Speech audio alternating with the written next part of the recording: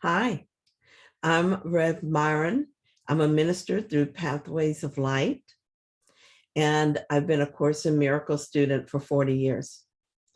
One of the things I've been doing for the last several years is going through the lessons and reading them and then asking Jesus to clarify for me what I just read. They help me to see what it is he wants me to know about this time around. So that's what and then after I do that, I write whatever it is that comes into my mind. I call that meditative writing. And so this is what I'm sharing today. And the one we're talking about is lesson 5. So I'm going to read the first paragraph now. I am never upset for the reason I think. That was kind of a surprising idea to me the first time I read it. In fact, it didn't even make sense to me. I couldn't figure it out. Okay, so this idea, like the preceding one, can be used with any person, situation, or event you think is causing you pain.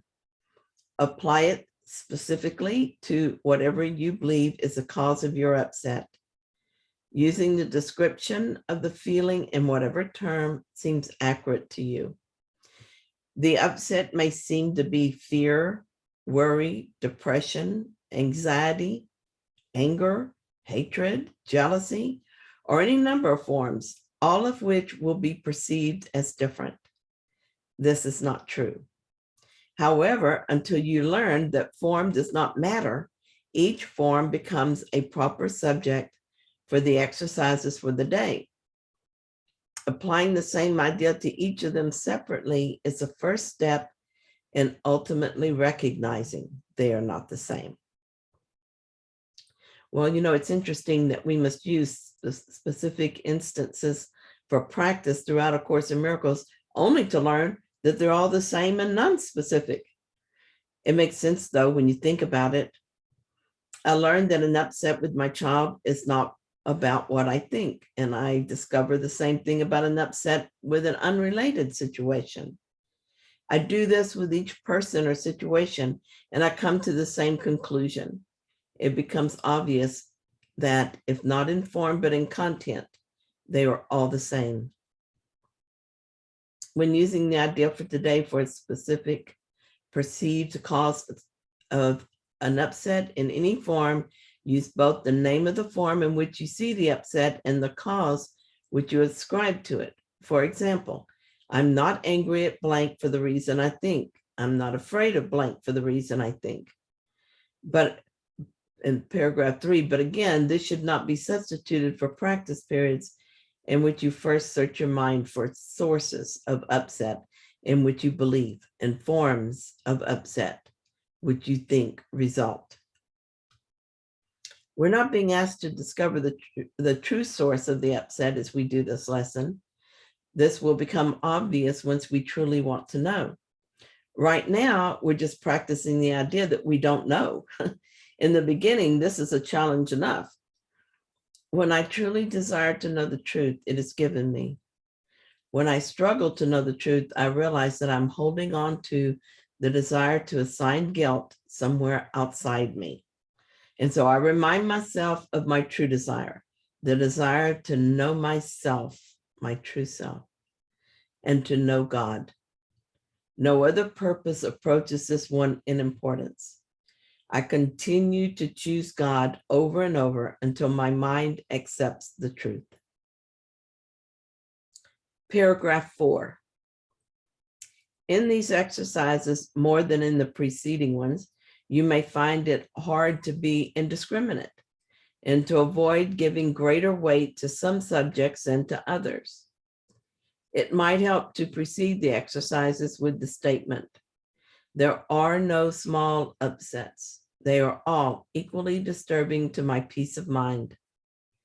Then examine your mind for whatever is distressing you, regardless of how much or how little you think it is doing so. You may also find yourself less willing to apply today's idea to some perceived sources of upset than to others.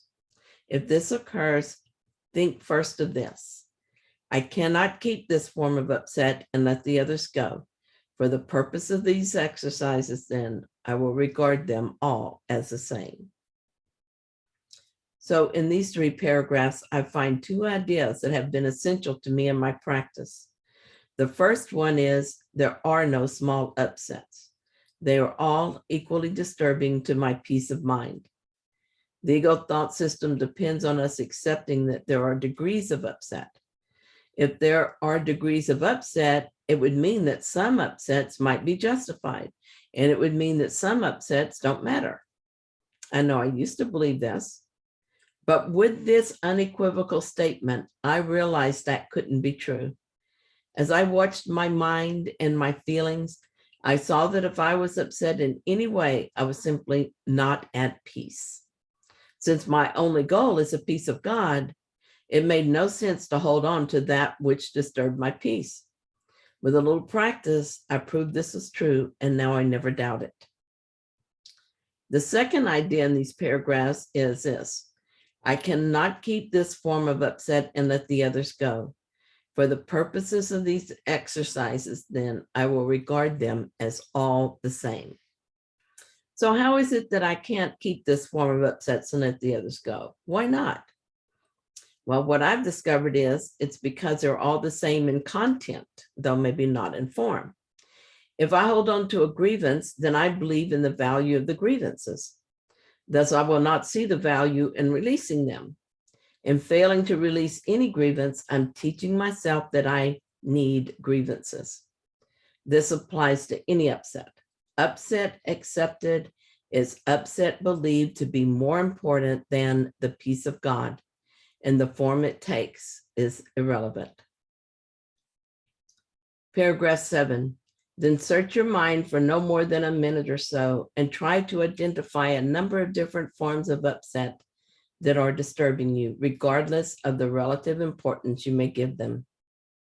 Apply the idea for today to each of them, using the name of both the source of the upset as you perceive it and of the feeling as you experience it. Further examples are, I'm not worried about blank for the reason I think. I'm not depressed about blank for the reason I think. 3 or 4 times during the day is enough. These days, I use this idea anytime I feel upset. It's automatic for me to realize that I'm not upset for the reason I think. I simply accept this as true regardless of the form it takes. If I follow an upset to its source, I will eventually get to the core belief. And I'll tell you what that is always going to be. I think I need upsets to keep my ego intact so that I don't lose my personal self. I'm changing my mind about this, and I welcome each upset so that I can direct my mind toward God instead. Consistent practice has made thinking like this possible and natural. My decision to accept this as true opens my mind to healing. Sometimes I receive clarity as to what it is, what it's about on this level, so I can change my mind. Or I remember my purpose is God, and I choose that instead. Sometimes I just receive healing. Thank you so much for joining me in this lesson, for watching my video. And if you like it, then please indicate by liking and subscribe. And I want to take this moment to thank my subscribers. It's I really appreciate that you doing that. Okay, so we will talk again tomorrow.